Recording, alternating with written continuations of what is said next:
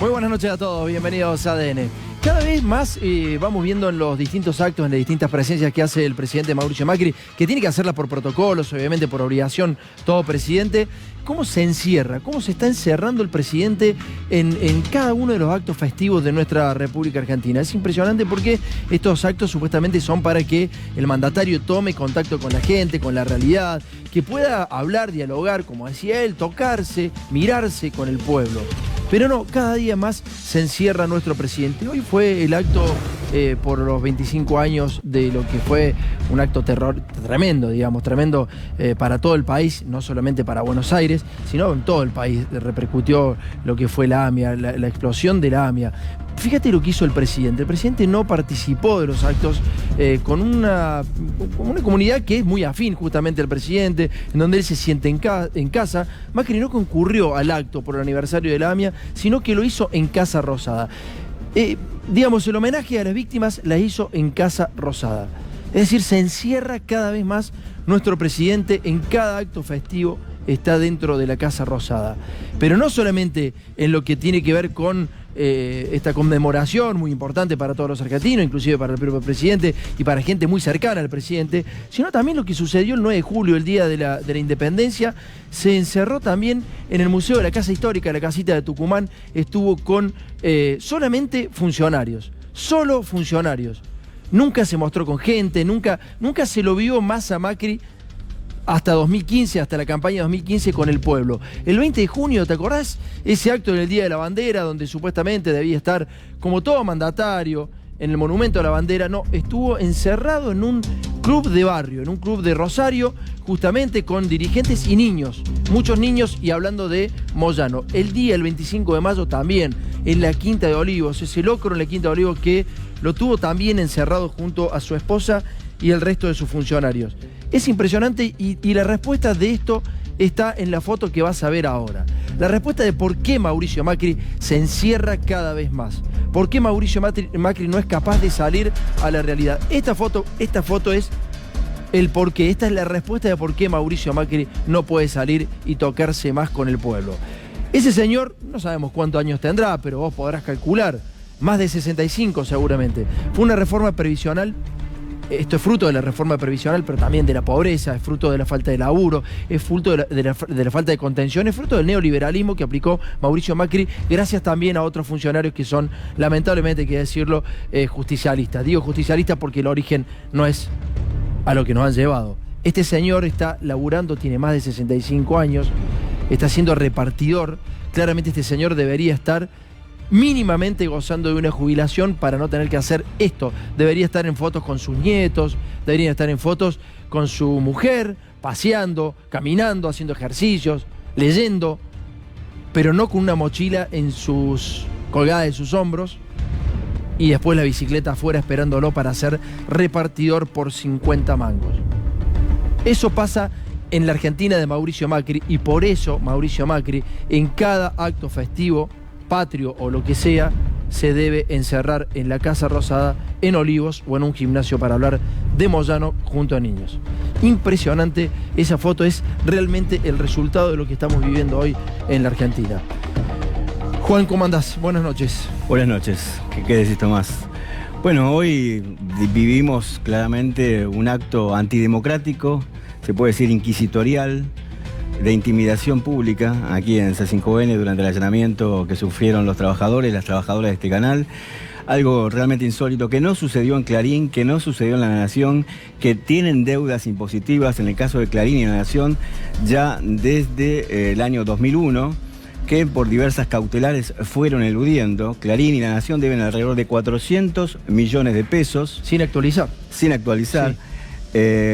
La familia Macri debe 70.000 millones de pesos por el correo argentino. También sin actualizar, Juan. Una de sus empresas también debe 46 millones de pesos. Estamos hablando de Yelec. Yacirec. Yacilec, exactamente, del grupo Macri.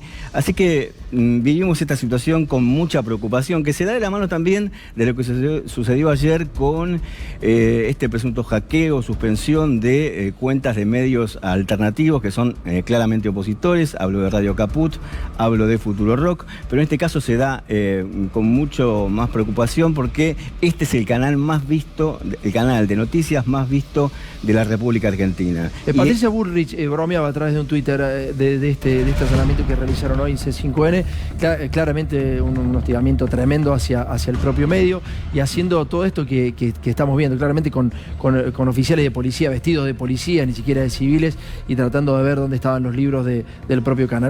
Verdaderamente es una vergüenza porque además la utilización política, la persecución y tratando de reforzar un voto que es cada vez más duro, digamos, Pablo, ¿no? Lo que va a pasar, Tomás, es que la foto que vimos recién no va a ser la última.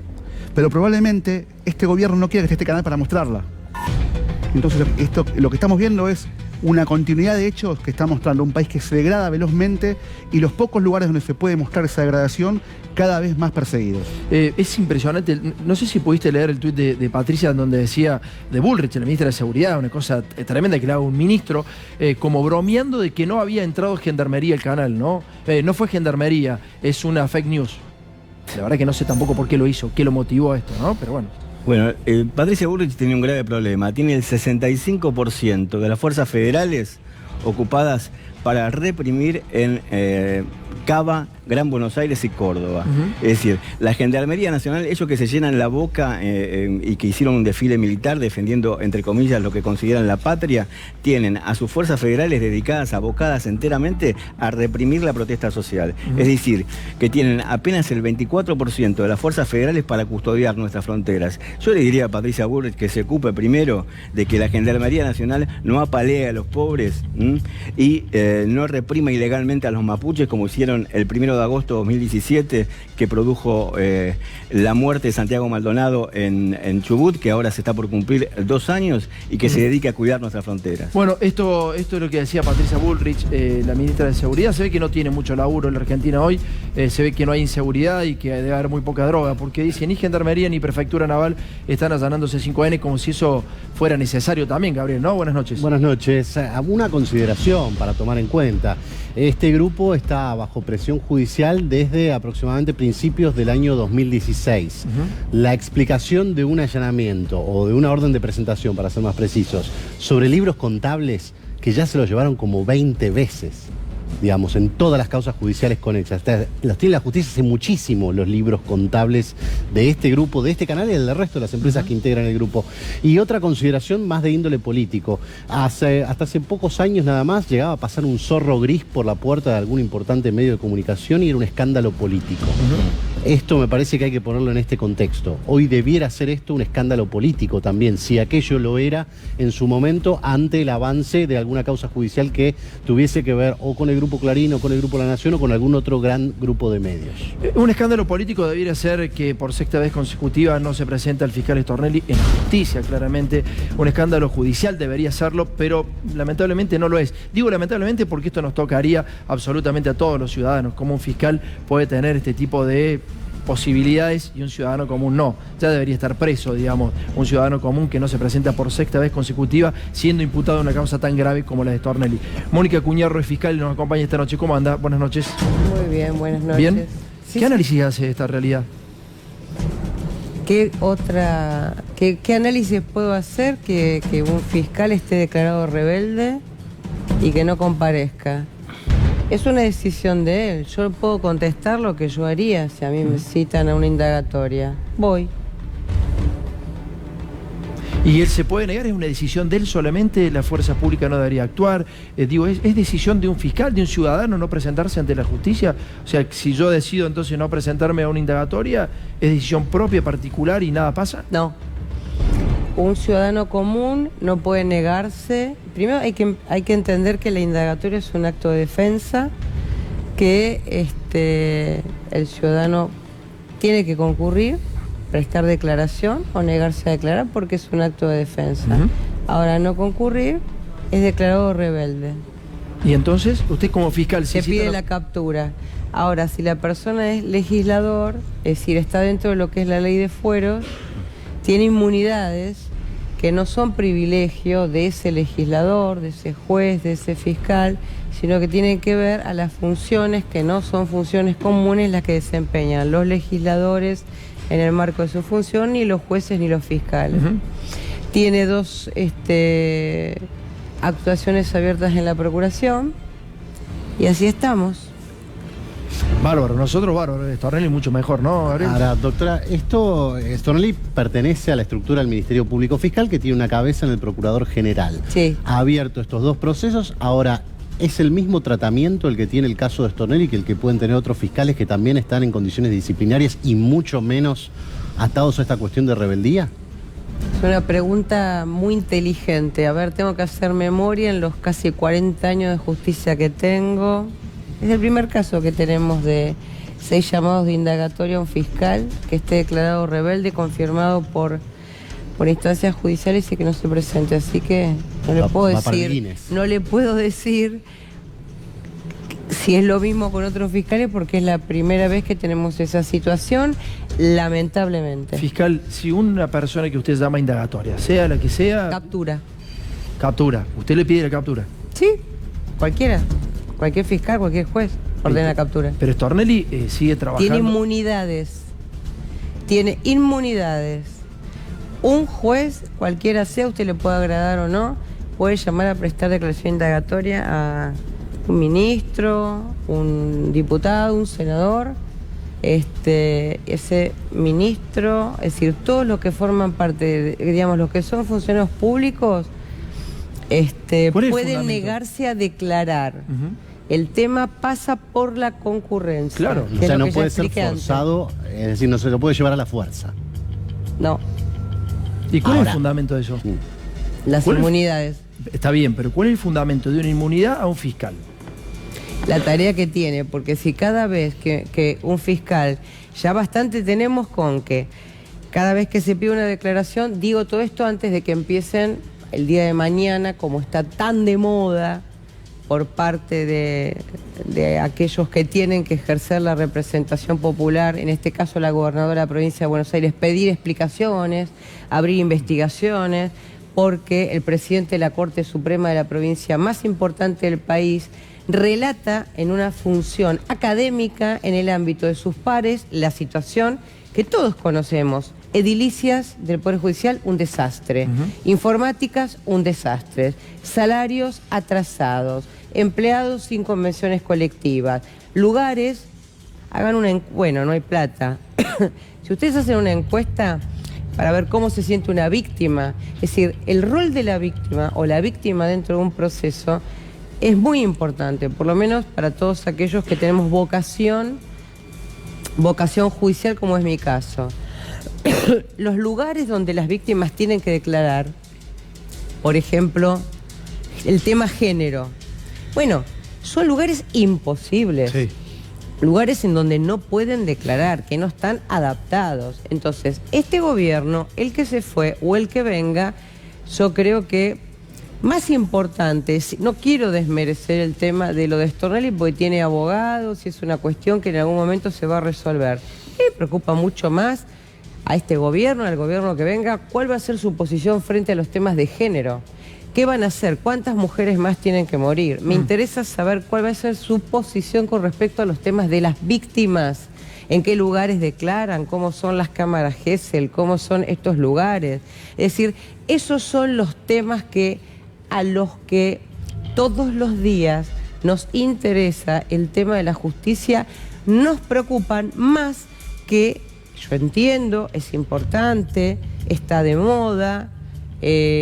Bueno, ustedes arrancaron el programa con el tema de la AMIA. ¿Cómo puedo sentirme yo, que toda mi vida hice carrera judicial, con 25 años sin que se sepa qué es lo que pasó con el atentado de la AMIA? Bueno, se mete la política y le cambia la cabeza a la justicia. Como fiscal me duele 20 años para que los damnificados del Banco Mayo tengan la respuesta que tienen.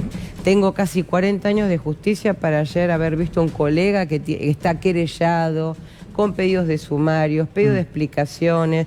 El doctor Rodríguez también, porque tomaba una testimonial y no le gustó al jefe de la AFI. Puedo seguir con la lista. Informe al doctor Delgado. Tengo colegas que tienen que dar explicaciones porque escriben un tuit. Fiscal, vamos a ver... Es difícil trabajar, pero mucho más difícil es para los que estamos en esta tarea sentarse acá y decirlo. Porque ¿sabe qué? Es un disciplinamiento. ¿Sabe cuál es la diferencia entre un Estado de Derecho y un Estado policial? Que un Estado de Derecho, el Poder Ejecutivo, sea el que fuera, tiene que soportar que la cabeza de un poder... A mí me encantaría tener un procurador, en este caso es interino, es decir, no tiene los 2/3 del Senado. A mí me encantaría un procurador que con el gobierno que se fue, con el gobierno que venga, se plante y diga, la estructura es un desastre, los temas, los lugares, los espacios para las víctimas son un desastre, los recursos tecnológicos son un desastre. Doctora, me gustaría tener un presidente de la Corte, si fuera jueza, como el doctor de Lázari, que se preocupara por la tarea cotidiana de cada juez. Lo que vamos a ver No ahora estamos para ser amigos de los poderes ejecutivos. Y bueno, pero está ¿Entiende bien, la idea? pero fiscal, Esa es la está idea. bien.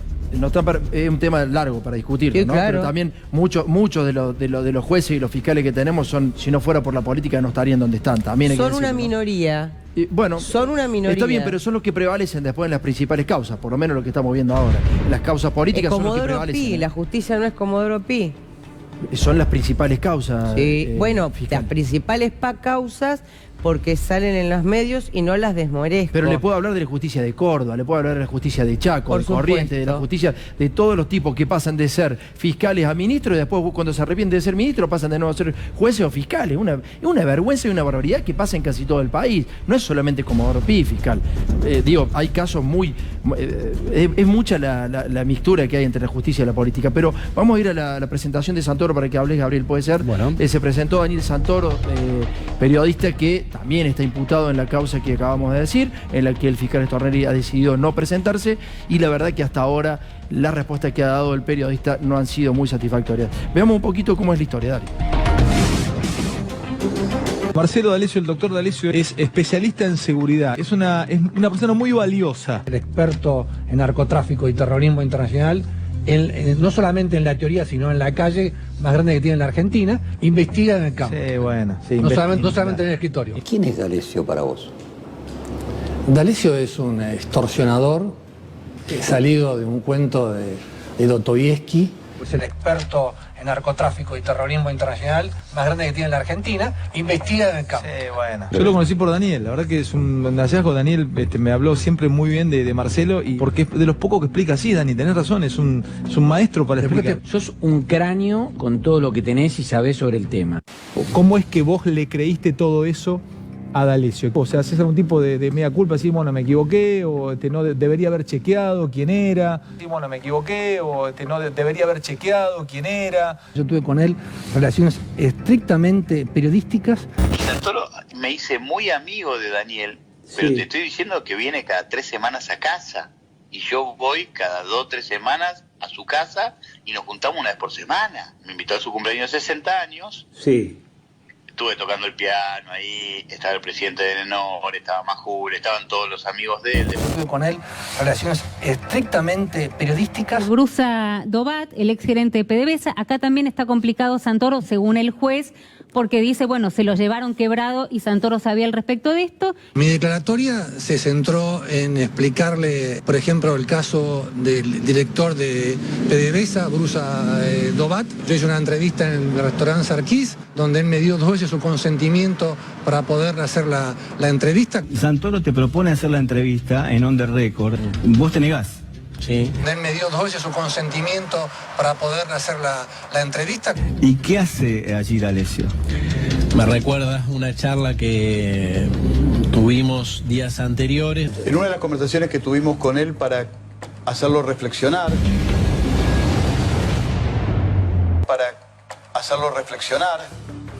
con la importancia que tenía que sea público esto, le mostré lo que es un tiro de, digamos, un proyectil de 45 y le expliqué que su vida valía menos que esos $2. Cuando te ves la entrevista que le diste a Santoro en ese momento, en ese restaurante, se te notaba presionado, ¿no?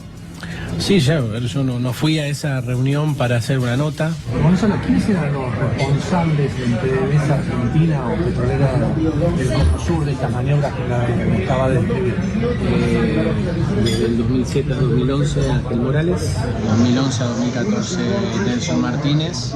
Te filmaba D'Alessio y de otro lado Santoro, era como una presión muy fuerte, ¿no? Sí, de los dos lados. Con respecto a D'Alessio, en un momento él declara que, según una conversación con usted, estaba ablandando a una de estas 3 personas que fueron presuntamente coaccionadas. Ablandado puede ser ablandar a mi esposa cuando se enoja, o ablandar, perdóname el chiste, ¿no? Pero, o ablandar en otros términos. Ya la tenía en el radar con Santoro, esto y lo otro, y dije, bueno, ahí hablé con Dani y tal vez hacemos un 2x1, no sé.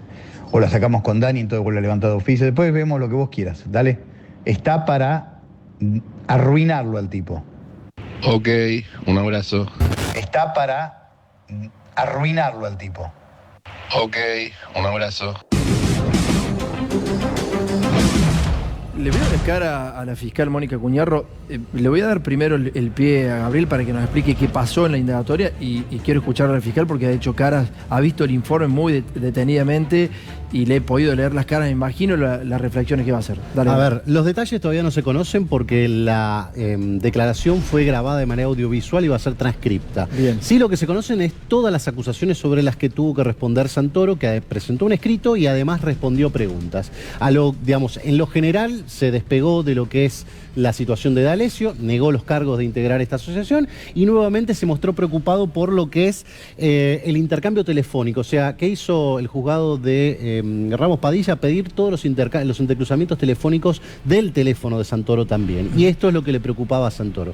Además de volver a pedir la incompetencia de Ramos Padilla, ¿no? Para intervenir en esta causa y para que se vaya todo a como otro pie. ¿Y ese intercruzamiento qué dio? No sabemos todavía. Ese intercruzamiento todavía no lo sabemos, pero obviamente cuando piden la tira, como se conoce, van a aparecer otros números que por ahí tienen que ver con su tarea profesional, de vincularse con jueces, fiscales, abogados y quien sea, o algún número que pueda tener correlación con los casos que se están discutiendo. Puntualmente, viste que esto se postuló como un asunto de libertad de expresión, de ataque al periodismo, sí, claro, de cuestión vinculada con el resguardo de las fuentes. Bueno, nada que ver. La acusación puntual, y lo reconoce el propio Santoro a la salida de la indagatoria, no se le preguntó para que revele fuente alguna, sino que se le preguntó directamente sobre algunos casos en particular vinculados a esta cuestión. Lo que más compromete hoy a Santoro es la correlación entre las maniobras extorsivas de D'Alessio y las publicaciones periodísticas con formato extorsivo que D'Alessio le esgrimía a las víctimas. No son pocos casos. Está el caso de Mario Cifuentes, lo conocemos. Nos pidió Mario ese corte que se hizo en este programa porque fueron 2 mensajes tremendos los que le daba Santoro, ¿no? 2 mensajes y muy extraños, porque estaban hablando del departamento del famoso triplex de Lula, adjudicado a Lula en Brasil, nada que ver, tema Lavallato, y en lugar de decir la constructora OAS, que era la correcta, menciona el nombre de la petrolera que pertenecía a Cifuentes. Claro. Donde se lo había además vinculado como el nuevo Lázaro Báez. Ahí están los nombres que estamos, justamente que decía recién Gabriel, habla de Cifuentes, habla, bueno, obviamente de Brusa Dobat, habla Víctor de Palomino Cita, Talevi. Saturnino Costas, caso de Gabriel Traficante, sí, señor. Talevi lo mismo porque precisamente reciben contactos informales de parte de D'Alessio solicitando dinero, pero además amenazando con la posibilidad de publicaciones en el diario Clarín por parte de este periodista. Digamos, esta es la correlación, esto es lo que más compromete a Santoro en esta cuestión, que es la directa relación que había entre la amenaza con los fines extorsivos que hacía D'Alessio y las publicaciones periodísticas que aparecían efectivamente en los medios de comunicación vía la intervención o la pluma, por así decirlo, de Santoro. ¿Se le interrogó por eso? ¿Se le preguntó por Se le interrogó por cada uno de estos casos, evidentemente, porque todos forman parte de la acusación. Obviamente los detalles y cómo se desligó Santoro de esta cuestión son partes que todavía los detalles los iremos analizando. Pero sobre esto va a tener que decidir, supongamos, al regreso de la feria, los próximos 10 días hábiles, digamos, más o menos, es el tiempo previsto para resolver la situación procesal, qué es lo que hace con Santoro. Obviamente, nada que tenga que ver con una situación procesal va a ser con prisión preventiva. Esto, digamos, lo podemos intuir por el manejo que ha tenido Ramos Padilla de esta causa, en la cual ha limitado las prisiones preventivas a todos aquellos que formasen o miembros de poderes, de fuerzas policiales ligados a inteligencia o el propio D'Alessio sin extender esta medida a otros procesados. Fiscal. Bueno, me parece que, digamos, que un juez independiente tenga la paz espiritual para poder investigar una causa de espionaje para o estatal, es algo que uno no ha escuchado desde el regreso a la democracia. A mí lo que me merece, independientemente de opinar o no de la causa, es que, digamos, todos los actores políticos involucrados deben dejar que el juez haga su trabajo. Ahora, ¿cómo un juez puede hacer un trabajo en forma tranquila si al día siguiente tiene pedidos de juicio político? Es decir, por eso hablo de los actores. Los actores involucrados son el Consejo de la Magistratura, la Corte Suprema. ¿Por qué la Corte? Bueno, la Corte Suprema tiene que darle recursos. ¿Usted cree que esta es una causa que se puede investigar con 6, 7, 8 empleados y 3 computadoras? Que él puede tener hasta la tranquilidad de con qué fuerza federal trabajar. Si es una causa compleja, requiere de pericias. Bueno, entonces de eso hablaba hace un rato cuando decía que no es muy agradable en general para los poderes ejecutivos sentirse investigados. Ahora, independientemente o unido a esto, me parece altamente preocupante no solamente que el juez investigue y se le den las herramientas y la tranquilidad y la paz espiritual que necesita, sino que, vuelvo e insisto, que el presidente de la Corte, que tiene el rol institucional supremo de la cabeza de uno de los poderes, hable de que esas situaciones se repitan en la provincia de Buenos Aires, las detalla y que inmediatamente, en forma absolutamente ligera, la gobernadora de la provincia lo sale a denunciar. ¿Y el Ministerio Público, doctora? Perdón. El procurador ¿Y el Ministerio Público lo salió a denunciar, se han hecho denuncias. ¿Por qué digo esto? Porque por ahí la gente no entiende.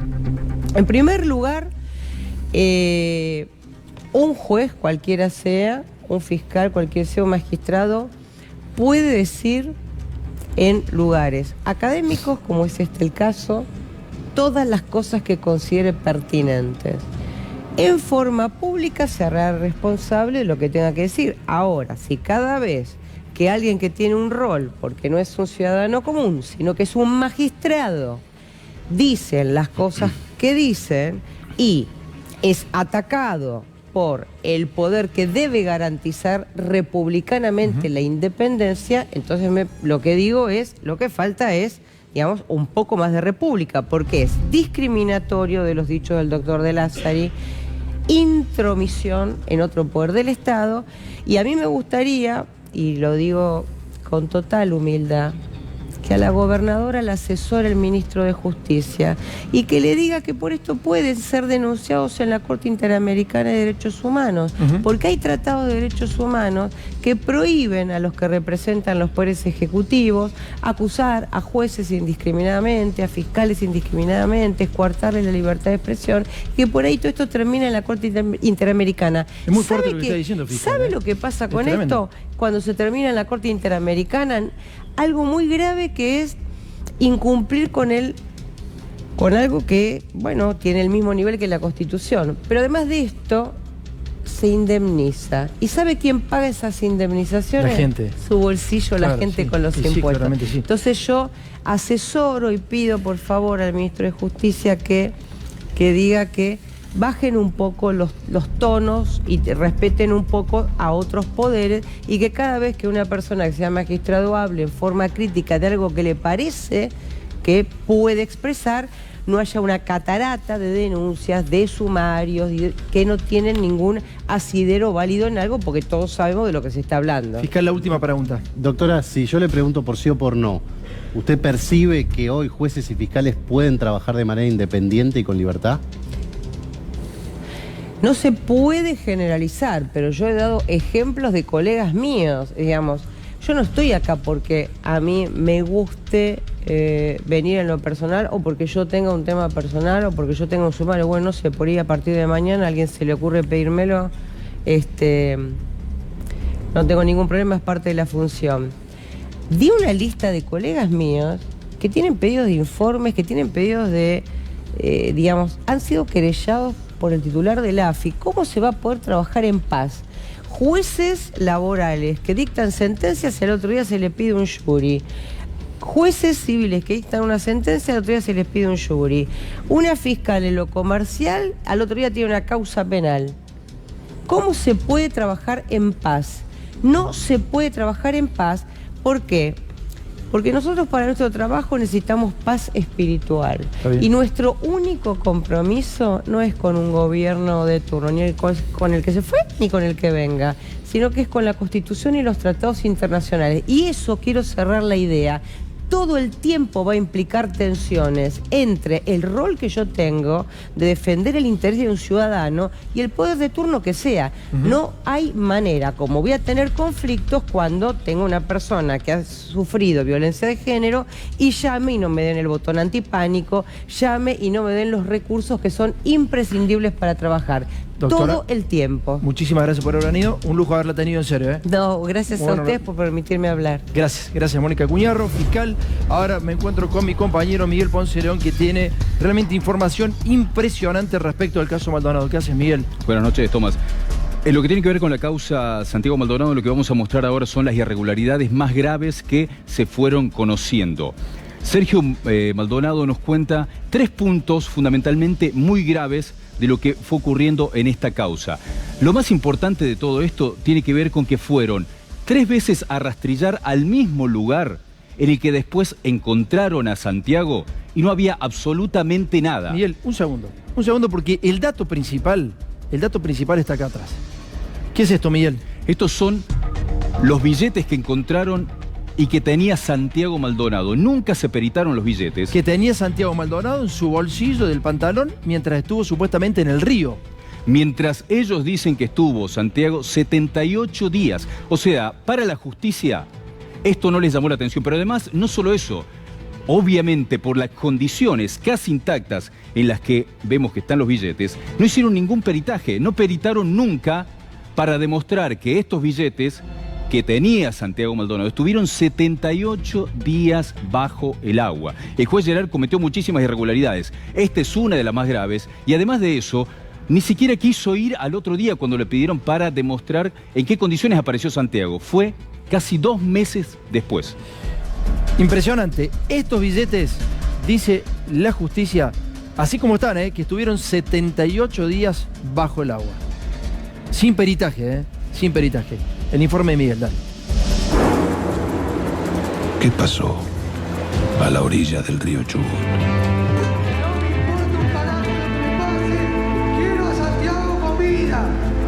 Sergio, ¿cuáles son los enigmas más importantes que quedaron tapados de la causa Santiago Maldonado? No se hizo ni siquiera la reconstrucción de lo que pasó el 1 de agosto del 2017. Eso es un punto. No se peritó una fogata que hicieron ese día en el cual estuvieron quemando todo lo que encontraron alrededor. Hay 8 minutos que fueron borrados y no fueron recuperados desde los celulares y las cámaras que tenía la gendarmería, que es cuando llegan al río, que son los gendarmes que tienen el último contacto con Santiago. Santiago estaba ahí en el momento en que Gendarmería ingresó disparando balas de plomo.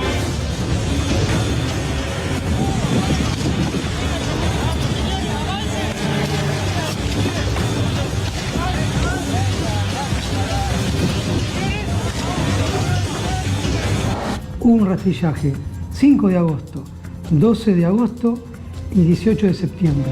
Exactamente en el mismo lugar donde después aparece el cuerpo de Santiago y Santiago no estaba en el lugar. El del 5 de agosto y el del 12 de agosto fueron exactamente en el mismo lugar. El del 18 de septiembre, como nosotros no tuvimos acceso ni pudimos ver nada, tal vez pasaron metros más, metros menos, pero fueron 400 efectivos con drones, perros rastreadores, gomones, estuvieron todos ahí y no había absolutamente nada. ¿Cómo es posible que se hicieran 3 rastrillajes en el mismo lugar donde después apareció Santiago Maldonado, no encontraron nada y después aparece el cuerpo ahí? ¿Qué explicación dieron ante eso? ¿Dieron alguna explicación? Ninguna. Y de hecho, cuando aparece el cuerpo, aparece con una tira negra suelta arriba de la campera. O sea, no condice el tiempo que estuvo en el agua con sus características, de la forma que apareció, que tenía hasta las huellas digitales en perfecto estado. Tenía billetes de plata en el bolsillo sin degradarse. Una anotación en un papel perfecta. Si vos me decís que estuvo todo ese tiempo ahí y se conservó de esa manera, la verdad que es muy sospechoso. ¿Cree que alguien plantó el cuerpo de Santiago Maldonado en ese lugar? Totalmente.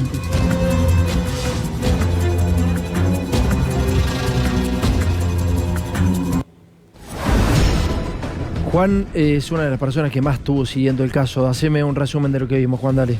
Bueno, es gravísima la denuncia que realizó Sergio Maldonado. Lo que hay que decir es sencillo. Hace poco estuvo aquí Javier Leal Ibarra, director de la DAJUECO, junto con el doctor Irurzún. Javier Leal Ibarra es presidente de la Cámara Federal de General Roca, que debe decidir si reabre o no, o mejor dicho, desarchiva o no el expediente de la causa Maldonado, que fue instruida en un comienzo por el juez Otranto y la cerró el juez Geral. De todas maneras, la familia Maldonado ha apelado ante la Comisión Interamericana de Derechos Humanos, ha buscado, decir, fuera de la Argentina, justicia, y la Cámara de General Roca se tiene que expedir, esperamos, antes de fin de año. Bueno, lo que vamos a meternos ahora de lleno en el tema de Patricia Bullrich. Hablando de Gendarmería ha pasado a ser casi la fuerza principal en la Argentina gracias a Patricia Bullrich, y lo que pretende Patricia Bullrich es que Gendarmería sustituya a la educación. Por eso nos va a acompañar Daniel Filmus y Gustavo Torres. Ya te vamos a contar por qué nos acompañan los dos. Primero escuchamos a Patricia. Dale.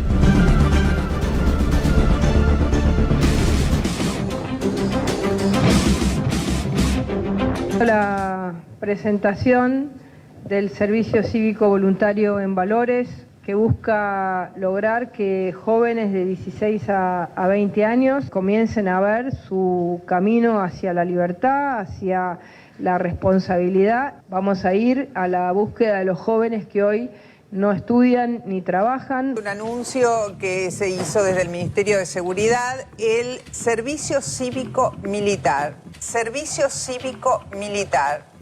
El Servicio Cívico Voluntario. Me sonó a mí, me vino el lapsus, militar. Es evidente que los pibes tienen que estar en la escuela y no en los cuarteles. Creo que esta es una medida electoral que lo que está buscando el gobierno es tratar de evitar que se le vayan votos para el lado de Esper, Centurión y Biondini. Que lo único que hacen es tratar de ganar centímetros en los diarios y minutos, los canales de televisión, para ver si logran recuperar parte del voto de ultraderecha. Es excelente. El peor error, un verdadero desastre para el país, fue la decisión de desactivar el servicio militar. Fue una locura total de una manga de mentes, porque realmente estaban locos. Ahora tenemos las consecuencias. Hay una enorme juventud que no tiene nada que hacer, no tiene un oficio, andan dando vueltas, están en plaza drogándose o tomando cerveza. Yo le digo la verdad, estoy totalmente a favor del servicio militar. Pero doctor, ¿usted obligatorio? ¿A usted le gustaría que fuera obligatorio? Yo lo haría para todo el mundo, hasta para las mujeres también. Y además lo haría también para los discapacitados. Y es más, si usted incluye a los discapacitados, les daría un motivo para vivir, para hacer cosas. Si usted incluye a los discapacitados, les daría un motivo para vivir, para hacer cosas. El Servicio Cívico Voluntario, articulado por Gendarmería Nacional Argentina. La Gendarmería hoy es la institución más valorada de nuestro país, la número 1. Mucho más valorada que cualquier otra, que la educación pública. Pero se olvida que la Gendarmería está involucrada en la desaparición forzada de Santiago Maldonado. Gendarmería tiene un montón de trucha de Rafael Nahuel, que hizo una pericia trucha en el caso Nisman. Vamos, Pepo. O sea, Gendarmería parece que no estaba también. Pero aunque no fuera, eso no se puede comparar Gendarmería con la educación pública. La Gendarmería hoy es la institución más valorada de nuestro país, mucho más valorada que la educación pública. El problema que tienen los jóvenes no es convertirse en voluntarios civiles. El problema que tienen los jóvenes es que no tienen trabajo. Hay que darle trabajo a los jóvenes. Eso es que hay que hacer. Hay que volver a poner dinero en el bolsillo de la gente, que es lo que está pasando. A la gente la empobrecieron. Aprenderían a tener orden, a tener disciplina, en muchos casos a ser higiénicos, ¿no es cierto? ¿Usted piensa que las escuelas no están dando esas herramientas? Yo pienso que no. Si hay algo que no dan, es orden y disciplina. Hay que decir las cosas con castellano, como son. No será político, pero es la realidad. ¿Usted eligió la educación militar para sus hijos? No.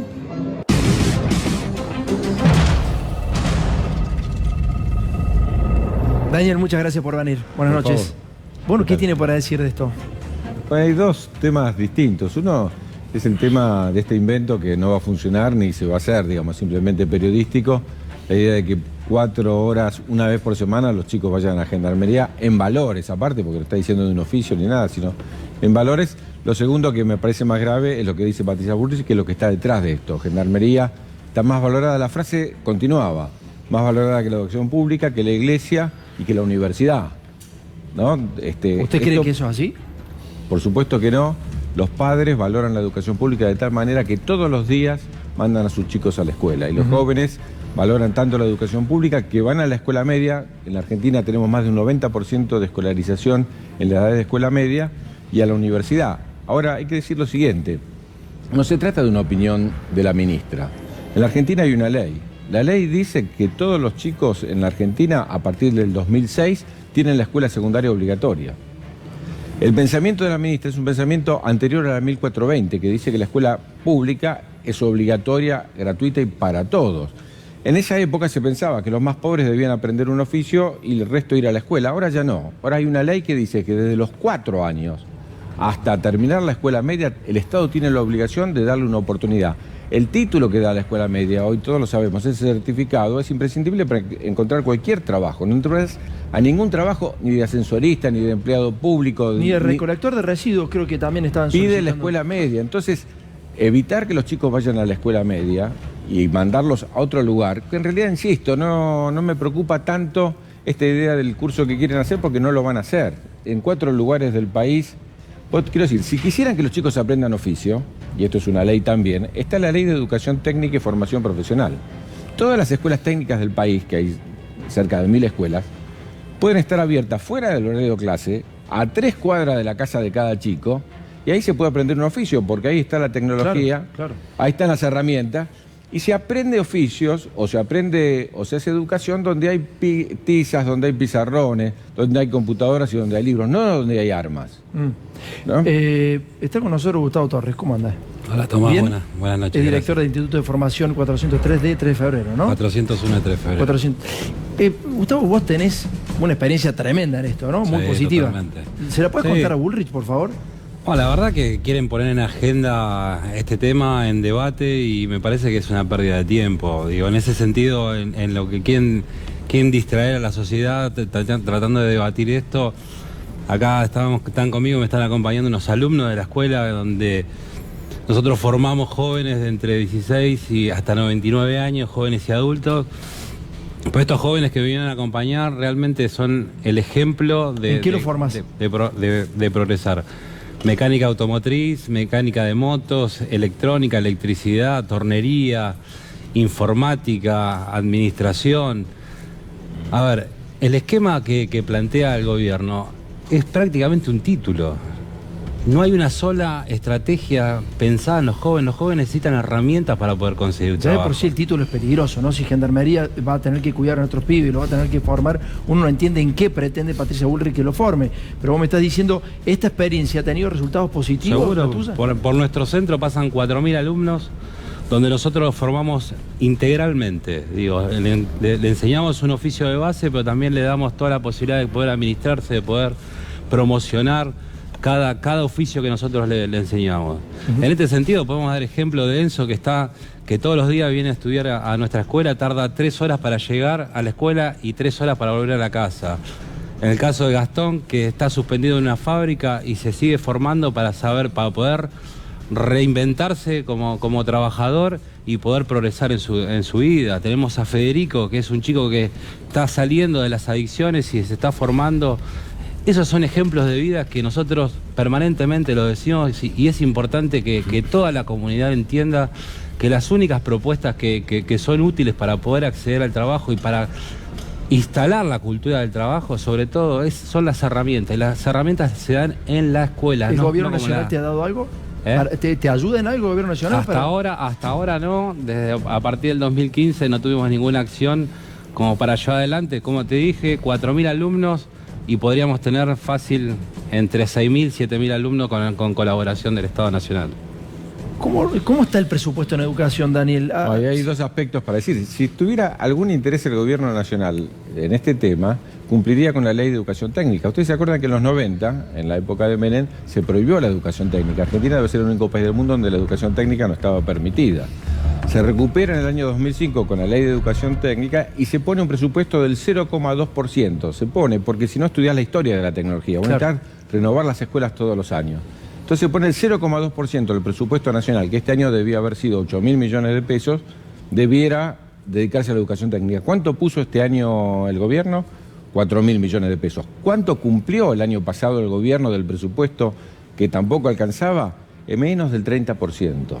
Es decir, que el gobierno, si estuviera preocupado por quienes no estudian ni trabajan, debiera invertir en educación técnica, debiera invertir, la ley es educación técnica y formación profesional, y le podría dar incluso a los jóvenes que ya terminaron la escuela técnica o cualquier escuela media una profesión. A este gobierno no le preocupa. Yo invito a leer, no informes de la oposición, informes del CIPEC. El informe del CIPEC es taxativo. Nunca bajó tanto la inversión en educación como estos últimos años. Habíamos llegado al 6% del PBI porque hay una ley, que es la ley de financiamiento educativo, que colocaba el 6%. Bueno, a partir del 2015, cuando uno mira año tras año, baja la inversión. ¿Y dónde golpea más?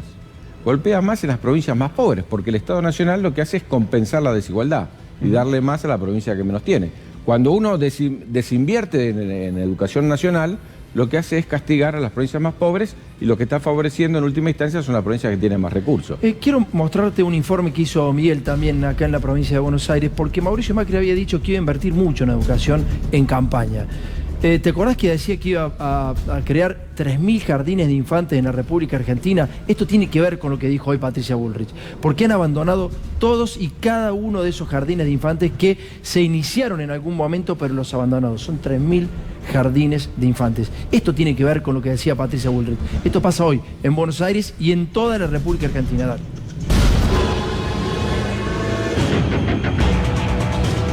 Yo me comprometo a construir los 3.000 jardines de infantes que faltan para que tengan sala de 3, 4 y 5. ¿Qué pasó con los 3.000 jardines que prometió el gobierno?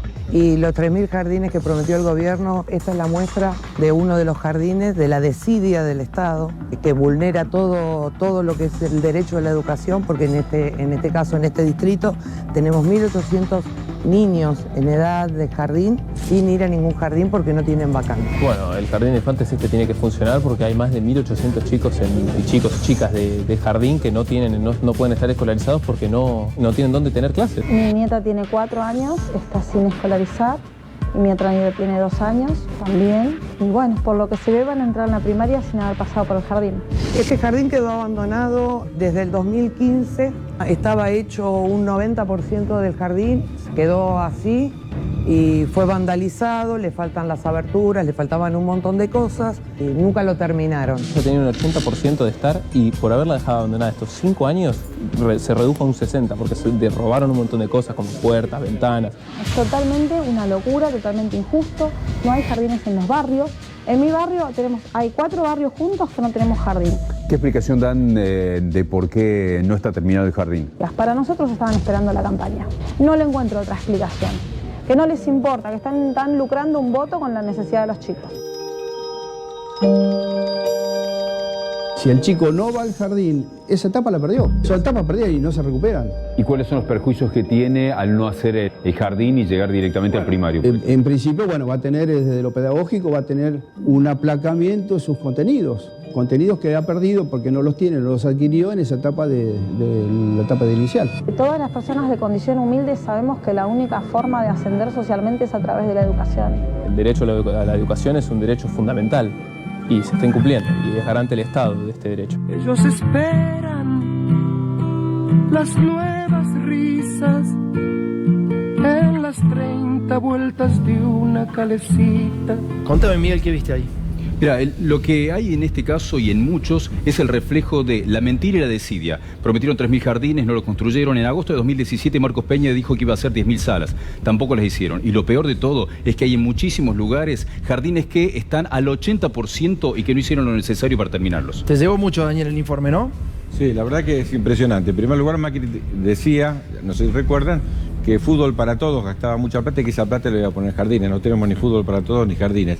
Segundo, es la desigualdad más grande, es que la primera infancia, algunos pueden ir al jardín y otros no. Porque esa desigualdad de capitales culturales tan diferentes en hogares humildes que en hogares de sectores medios, después se va a representar a lo largo de toda la escuela. Si uno quiere calidad de la educación, hoy no se trata solo de ir a la escuela, sino de la calidad, necesita que los chicos estén en el jardín, es lo que permite tempranamente que chicos de niveles socioeconómicos muy distintos se igualen. Gustavo Torres nos va a presentar a sus alumnos en los últimos 3 minutos de nuestro programa. Los comprometemos acá a los chicos, ¿puede ser? Para que nos cuenten un poquito qué hacen en el instituto. Nos vamos a la tanda, ya volvemos, dale. Bueno, acá están los chicos, el resultado de la educación, Daniel, ¿no? Este es el resultado de la formación que han recibido y bueno, quiero escucharlo a ver qué argumentos le darían a la ministra de Seguridad, si les parece, de por qué es mejor la educación que el servicio cívico. Bueno, yo soy Gastón Parra, soy del barrio Ejército de los Andes, más conocido como Fuerte Apache. Nosotros ahí en un merendero comedor, gracias a la gestión de Gustavo, logramos transformarlo en centro cultural y hoy 70 nenes, además de una merienda y una comida, tienen tallercitos.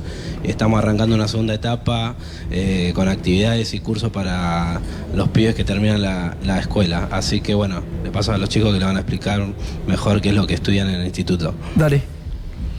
Bueno, mi nombre es Federico Calabresi, tengo 29 años, soy un adicto en recuperación, estoy en la comunidad terapéutica Camino de Vida y nada, creo que el estudio fomenta un crecimiento personal y gracias a Gustavo que pudo hacer una articulación con la fundación,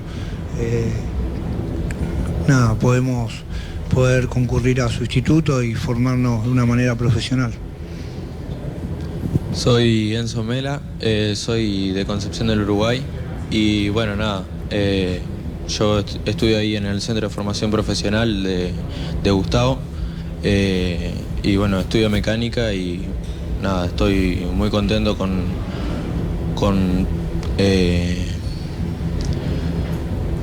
los resultados. Con los resultados de los cursos, de las capacitaciones que ejerce y bueno, nada. Muy contento, la verdad. Bien. Hola, bueno, mi nombre es Gastón. Bueno, yo trabajo en la fábrica Peugeot. En este momento estamos suspendidos, así que estoy estudiando en el Centro de Formación de La UON, Itubón, con Gustavo. Y la verdad que está bueno porque es para capacitarse uno mismo, para mí, dentro de fábrica, que están automatizando toda la fábrica. Y más que nada también para uno mismo dentro de fuera, también, porque ahora en día el estudio es muy importante en todo sentido y más como el trabajo está complicado, no hay trabajo en ningún lado y bueno, aprovecho a estudiar gracias a Gustavo que nos está dando esta oportunidad y me gustaría que todos tengan este ejemplo de estudiar y que no bajen nunca los brazos porque bueno, el trabajo está complicado. Bien, Gustavo, está emocionado, hijo, ¿eh? No, sí, la verdad que esos chicos que apuestan a la educación como herramienta para poder desarrollarse. Nosotros decimos, si hay un lugar en 3 de febrero que tiene que dar enseñanza, tiene que ser la escuela sobre todo, pero también podemos dar formación desde lo deportivo, desde lo educativo en los clubes de barrio. Los clubes de barrio son un eje para llegarle a todos los chicos de cada barrio para dar la primera formación inicial y después la complementaria es en los centros de formación o las escuelas técnicas. Muchas gracias.